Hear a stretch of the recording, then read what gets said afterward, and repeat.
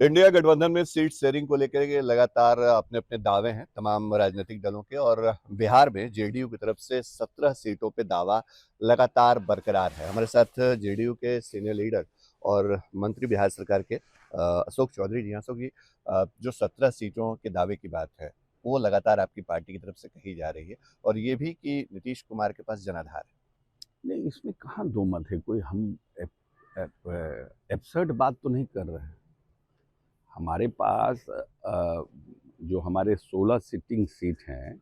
नहीं, ये भी बयान हम लोग तब दे रहे हैं जब सीपीएम, कांग्रेस और सीपीआई सब ने अपने अपने दावे किए कि हमको 11 सीट चाहिए। हमने 11 सीटों का दावा पेश किया है।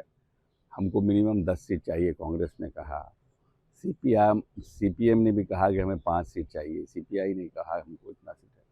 तब हमारे नेता, सीनियर नेता विजेंद्र यादव जी का बयान आया।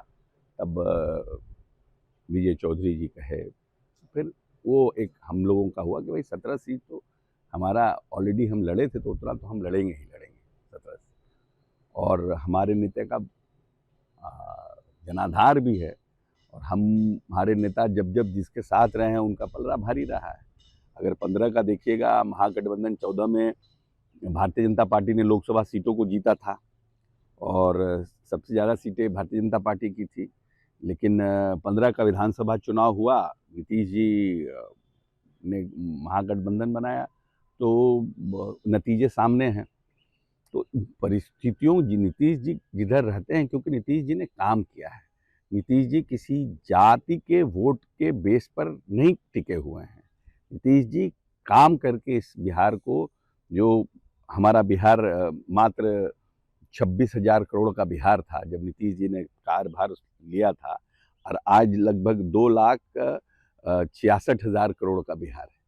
तो इन्होंने काम किया है, चाहे एजुकेशन सेक्टर हो, इंफ्रास्ट्रक्चर का सेक्टर हो। अब है क्या कि जहाँ पर बिहार में रोड नहीं था, सड़कें नहीं थी, पुल पुलिया नहीं था। अब आप याद करिए कि सीमांचल जाने में आपको कितना समय लगता था, अब आज कितना समय लगता था। लोग जाते थे, फिर नाव पकड़ते थे, गाड़ी टपाते थे, फिर पहुंचते थे। लोग कहता था पूर्णिया और क्या नाम है, किशनगंज और कटिहार का इलाका जो है काला पानी है। और आज देखिए क्या परिस्थिति है, आज क्या स्थिति बन गई। तो हमने इंफ्रास्ट्रक्चर को ठीक किया, इलेक्ट्रिसिटी को ठीक किया, हमने लॉ एंड ऑर्डर को ठीक किया, और अब हम प्रदेश में लोगों को, जो बड़ी आबादी नौजवानों की है, उसके लिए इंजीनियरिंग कॉलेज, पॉलिटेक्निक, पूरे देश दुनिया में बिहार पहला राज्य है जहाँ की 10 रुपए की पढ़ाई में इंजीनियरिंग की पढ़ाई की जाती है, और लेकिन जहाँ आरक्षण का फॉर्मूला लागू है। तो ये बड़ी बात है ना। तो हम ये कहते हैं कि नीतीश जी जिधर जाते हैं उस गठबंधन का पलड़ा भारी रहता है। इसलिए हम तो अपने कार्यों के विशेष, जो हमने कार्य किए हैं, उसके बलबूते पे हम दावा कर रहे हैं। लेकिन आपके विरोधी और आपके सहयोगी दोनों ये कहते हैं कि जेडीयू तीसरे नंबर की पार्टी है, और विधानसभा के अंदर आप लोग तीसरे नंबर की पार्टी हैं भी। तो उन परिस्थितियों में जो 19 का फॉर्मूला था 2024 में, वो कैसे आप लोग डिमांड कर रहे हैं 17 सीटों का दावा? नहीं, है क्या कि अब तो ये आपको है कि जो लोग बोलते हैं वो हमको मार्जिनलाइज करना चाहते हैं, लेकिन हमारे साथ तो साजिश हुआ। हम साजिश के शिकार हुए। कोई नीतीश कुमार वोट के शिकार थोड़ी हो गए। नीतीश कुमार तो उस समय के जो भारतीय जनता पार्टी के यहाँ लोग थे, करता धरता थे, उनके दिमाग के उपज के खुराफात का ये नतीजा है। नहीं तो ये क्या नाम है, जनता दल यूनाइटेड और भारतीय जनता पार्टी 210 से कम सीटें क्या आती विधानसभा में मिलकर के। ये तो क्योंकि उस समय के जो प्रभारी थे उनको उन्होंने एक साजिश रचा, और साजिश रच करके हम लोगों को हराया। कोई हम लोग वोट से थोड़ी हार गए हैं कि हम तीसरे नंबर की पार्टी हो गए हैं। आज भी तो है जो भीम संसद में कार्यक्रम हुआ, किसके लिए भीम संसद में लोग आए थे? कोई कर ले पॉलिटिकल पार्टी उतना बड़ा प्रोग्राम, कर ले कोई प्रोग्राम नीतीश जी के चेहरे के आगे, अपने चेहरा के आगे में कर ले कोई प्रोग्राम बड़ा, इतना समझ में आ जाएगा कि किसका जनाधार है। एक राम मंदिर प्राण प्रतिष्ठा कार्यक्रम को भी लगातार कांग्रेस का स्टैंड सामने आया कि वो लोग बहिष्कार करेंगे। नीतीश कुमार जी को क्या वाकई अगर आमंत्रण मिलता है तो शामिल होंगे, उम्मीदें हैं? देखिए, हमको तो लगता है कि एक तो है कि नीतीश कुमार जी 21 तारीख को जा रहे हैं समस्तीपुर में मेडिकल कॉलेज के उद्घाटन। और 22 को भी माननीय नेता का कोई पहले से उद्घाटन का कार्यक्रम, सरकारी उद्घाटन का कार्यक्रम सुनिश्चित है। तो नीतीश जी तो हर धर्म पे विश्वास करते हैं। नीतीश जी का न भगवान राम के प्रति कोई अनादर है, न भगवान बुद्ध के प्रति अनादर है, न महावीर के प्रति अनादर है, न मखदूम शाह के प्रति अनादर है। गुरु गोविंद सिंह का 350वां उन्होंने किस भव्यता के साथ मनाया? क्यों मनाया?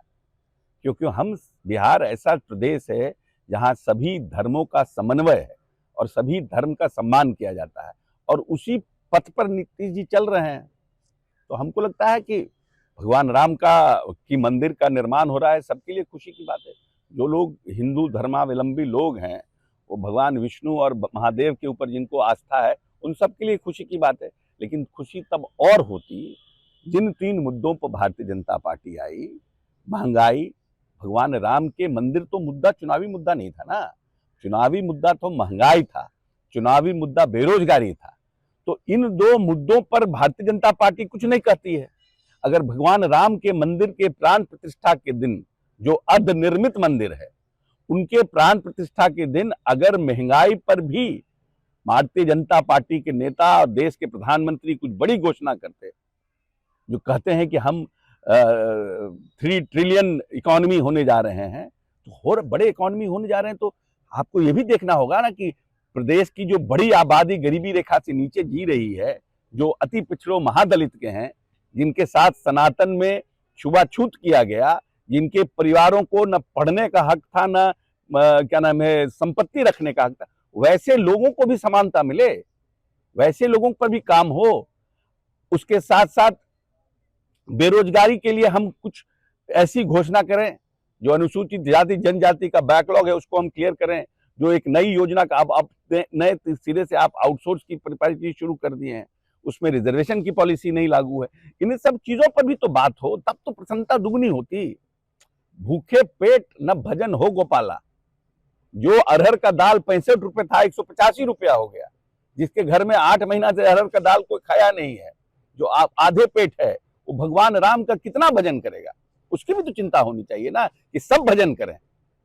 चलिए, अशोक चौधरी, बहुत बेबाकी से सीट शेयरिंग के साथ साथ जो राम मंदिर प्राण प्रतिष्ठा कार्यक्रम है, उसमें नीतीश कुमार के शामिल होने की संभावनाओं पर भी उन्होंने अपनी बात रखी है। शशि भूषण, आज तक, पटना।